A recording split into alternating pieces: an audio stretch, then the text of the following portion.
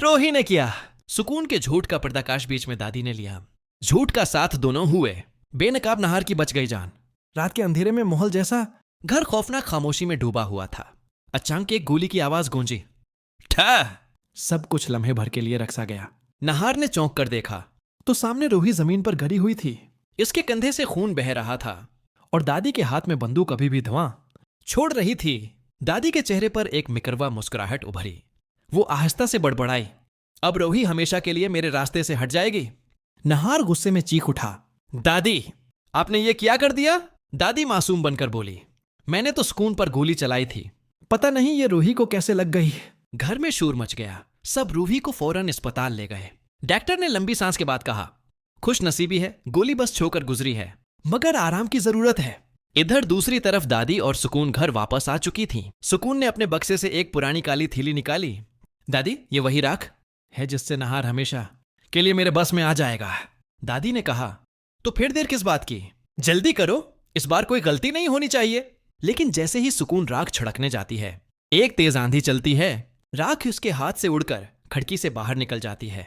सुकून गुस्से में चीखती है, नहीं, ये मेरा जादू कैसे नाकाम हो गया?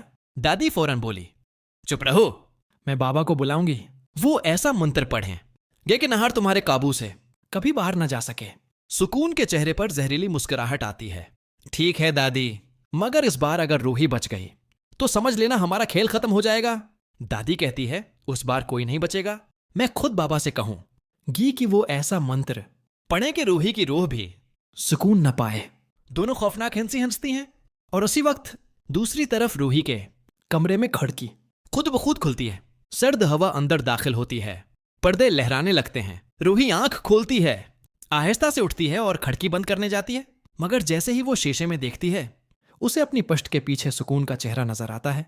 सुकून की आंखों में नफरत, चेहरे पर गुस्सा और एक सरदर आवाज फजा में गूंजती है, रूही अब तुम्हारा इख्तिताम करीब है। नहार और रूही एक बार फिर साथ में गांठो शाम। बाबा की प्रार्थना से दोनों की जोड़ी बनी रहे हैं हमेशा के लिए। रूही अगली सुबह बेदार हुई तो उसका रंग जर्द था, आंखों में नींद नहीं थी। नहार ने पूछा, सब खैरियत है? मगर वो कुछ न बोली, बस खिड़की की तरफ देखती रही, जैसे वहां कोई उसका इंतजार कर रहा हो।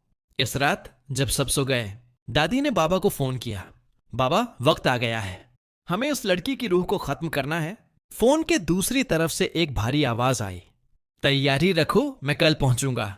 दादी के चेहरे पर खुशी की लहर दौड़ गई। इसी दौरान सुकून आईने से दोबारा जाहिर हुई, उस बार पहले से ज्यादा खतरनाक अंदाज में। वो कह रही थी, अब कोई रख नहीं सकता, रूही की आखिरी सांस करीब है। रात जैसे फिर से खून की खुशबू से भर गई।